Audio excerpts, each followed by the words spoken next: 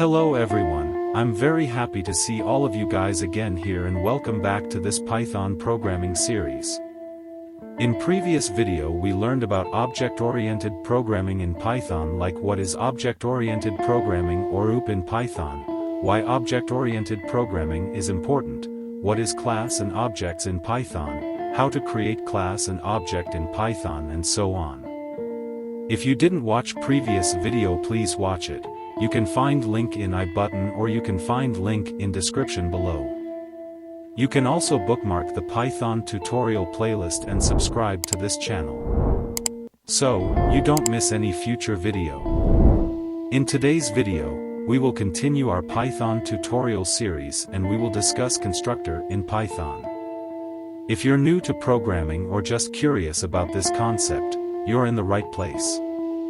By the end of this video, you'll have a solid understanding of what is constructor in Python, why constructor is so important in Python, and how to use constructor in your Python projects.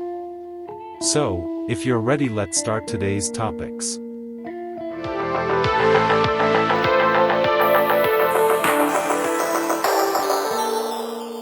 Alright, let's understand, what is constructor in Python? In object-oriented programming, a constructor is a special method used to create and initialize an object of a class. This method is defined in the class. The constructor is executed automatically at the time of object creation. The primary use of a constructor is to declare and initialize data member or instance variables of a class. The constructor contains a collection of statements, for example, instructions, that executes at the time of object creation to initialize the attributes of an object. For example, when we execute object equals class name, Python gets to know that object is an object of class sample and calls the constructor of that class to create an object. Important thing is, in Python, internally, the __new__ is the method that creates the object, and __del__ method is called to destroy the object when the reference count for that object becomes 0. In Python, object creation is divided into two parts. 1. Object creation and 2. Object initialization. Internally, the __new__ is the method that creates the object. And, using the __init__ method, we can implement constructor to initialize the object. This is the syntax of constructor in Python, where def is the keyword that used to define function, __init__ method. It is a reserved method. This method gets called as soon as an object of a class is instantiated. Self. This is the first argument. Self refers to the current object. It binds the instance to the __init__ method. It's usually named self to follow the naming convention. The __init__ method arguments are optional. We can define a constructor with any number of arguments. Now let's create constructor in Python. Let's create a new Python file for this tutorial. This is 20 tutorial for this Python series, so I have create 20_2.py. You can create with any other name if you want. In this example, we'll create a class student with an instance variable student name. We'll see how to use a constructor to initialize the student name at the time of object creation. Now let's run the Python file.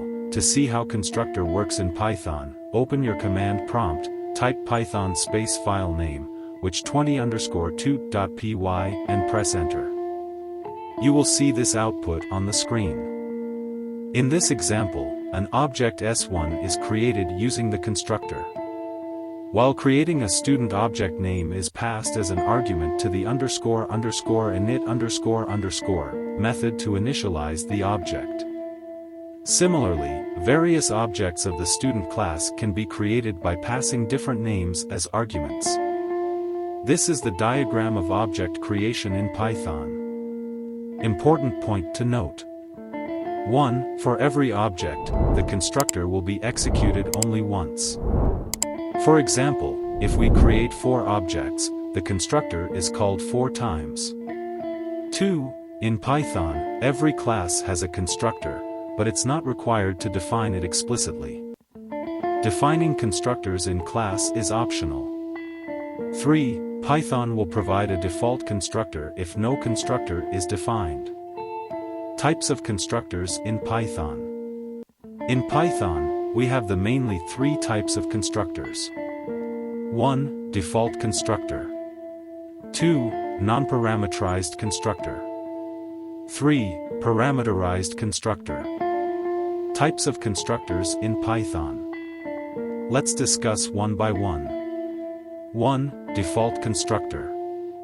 Python will provide a default constructor if no constructor is defined. Python adds a default constructor when we do not include the constructor in the class or forget to declare it. It does not perform any task but initializes the objects. It is an empty constructor without a body. If you do not implement any constructor in your class or forget to declare it, the Python inserts a default constructor into your code on your behalf. This constructor is known as the default constructor. It does not perform any task but initializes the objects. It is an empty constructor without a body. The default constructor is not present in the source py file. It is inserted into the code during compilation if not exists. You can see in this example. If you implement your constructor, then the default constructor will not be added. As you can see in the example, we do not have a constructor, but we can still create an object for the class because Python added the default constructor during a program compilation. 2. Non-parameterized constructor. A constructor without any arguments is called a non-parameterized constructor. This type of constructor is used to initialize each object with default values. This constructor doesn't accept the arguments during object creation. Instead, it initializes every object with the same set of values. As you can see in the example, we do not send any argument to a constructor while creating an object. 3. Parameterized constructor. A constructor with defined parameters or arguments is called a parameterized constructor. We can pass different values to each object at the time of creation using a parameterized constructor. The first parameter to constructor is self, that is a reference to the being constructed, and the rest of the arguments are provided by the programmer. A parameterized constructor can have any number of arguments. For example, consider a company that contains thousands of employees. In this case, while creating each employee object, we need to pass a different name, age, and salary. In such cases, use the parameterized constructor. In this example, we define a parameterized constructor which takes 3 parameters. Constructor with default values in Python. Python allows us to define a constructor with default values. The default value will be used if we do not pass arguments to the constructor at the time of object creation. The following example shows how to use the default values with the constructor. As you can see, we didn't pass the age and classroom value at the time of object creation, so default values are used. Self keyword in Python. As you all know, the class contains instance variables and methods. Whenever we define instance methods for a class, we use self as the first parameter. Using self, we can access the instance variable and instance method of the object. The first argument self refers to the current object. Whenever we call an instance method through an object, the Python compiler implicitly passes object reference as the first argument, commonly known as self. It is not mandatory to name the first parameter as a self. We can give any name whatever we like, but it has to be the first parameter of an instance method. Constructor overloading in Python. Constructor overloading is a concept of having more than one constructor with a different parameters list in such a way so that each constructor can perform different tasks. For example, we can create a 3 constructor which accepts a different set of parameters. Python does not support constructor overloading. If we define multiple constructors, then the interpreter will consider only the last constructor and throws an error if the sequence of the arguments doesn't match as per the last constructor. The following example shows the same. If we will run this Python file, it will throw an error. As you can see in the above example, we defined multiple constructors with different arguments. At the time of object creation, the interpreter executed the second constructor because Python always considers the last constructor. Internally, the object of the class will always call the last constructor, even if the class has multiple constructors. In the example, when we called a constructor only with one argument, we got a type error.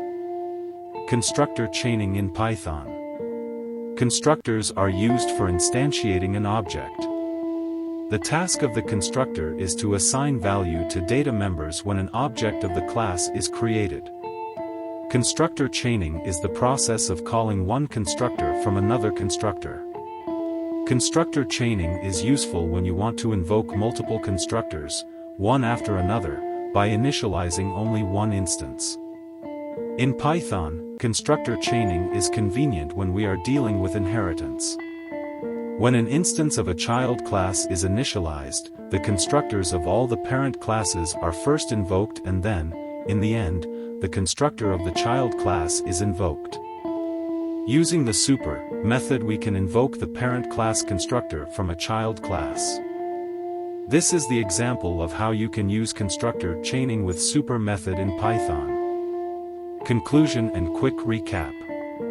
In this tutorial, we learned constructors and used them in object-oriented programming to design classes and create objects.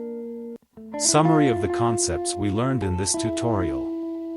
A constructor is a unique method used to initialize an object of the class.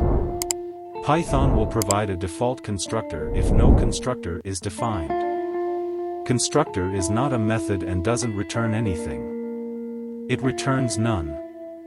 In Python, we have 3 types of constructor: default, non-parameterized, and parameterized constructor. Using self, we can access the instance variable and instance method of the object.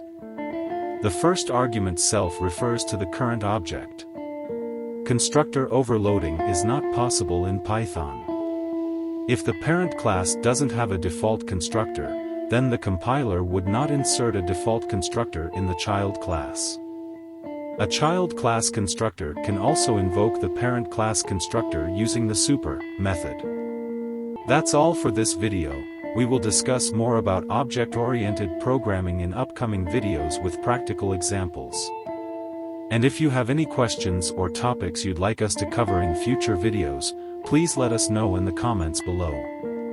If you found this video helpful, don't forget to subscribe, give it a thumbs up for more content, and hit that notification bell. Until next time, keep exploring and keep coding. Thanks for watching, and happy coding.